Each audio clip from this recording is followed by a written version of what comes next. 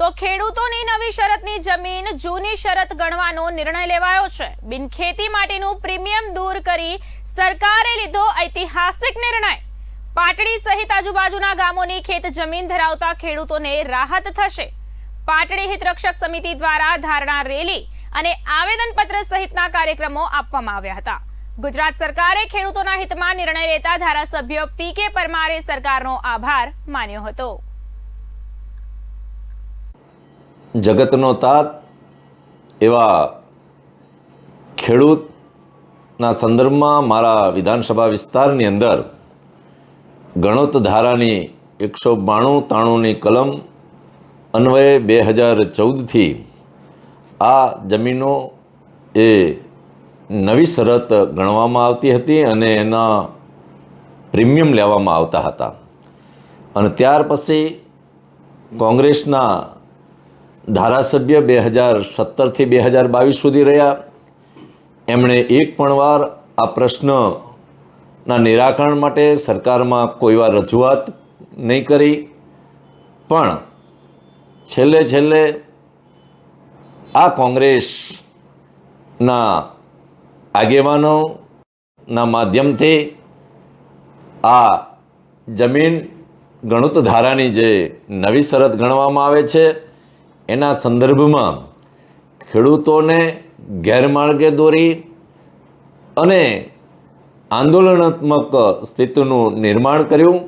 અને ત્યારે 24 ફેબ્રુઆરીએ મેં એક વિડીયો કરી અને મારા વિસ્તારના આ તમામ 7 ગામના ખેડૂતોને અવગત કર્યા હતા કે સરકાર આના માટે પોઝિટિવ વિચારી રહી છે। હું જ્યારથી ધારાસભ્ય બન્યો 2022થી ત્યારથી શરૂઆતથી જ આ 192-93ની કલમ અને એને નવી શરત જે ગણે છે એને જૂની શરત ગણવી જોઈએ એના સંદર્ભમાં મેં માનનીય મુખ્યમંત્રીશ્રીને અનેકવાર રજૂઆતો કરી છે। માનનીય મુખ્યમંત્રીશ્રી પણ ખૂબ પોઝિટિવ છે, સકારાત્મક છે અને આ પ્રશ્નનું નિરાકરણ એ ટૂંક જ સમયમાં આવવાનું છે।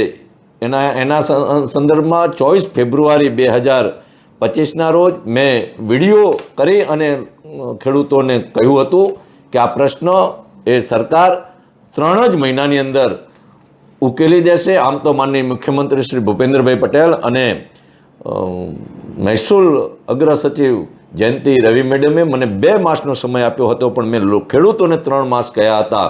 આજે મારે આનંદ સાથે ગૌરવ સાથે કરવું પડે કે આજે 24 ફેબ્રુઆરી 2025થી શરૂ કરી આજે 8 એપ્રિલ 2025 ફક્ત 1.5 મહિનાના ટૂંકા ગાળામાં અમારા રાજ્યના માનનીય મુખ્યમંત્રી ભૂપેન્દ્રભાઈ પટેલ સાહેબે સમગ્ર ગુજરાતની અંદર આવી જે નવી શરતની જમીનો ગણાય છે એ નવી શરતને જૂની શરત ગણવાનો ઐતિહાસિક નિર્ણય કર્યો છે।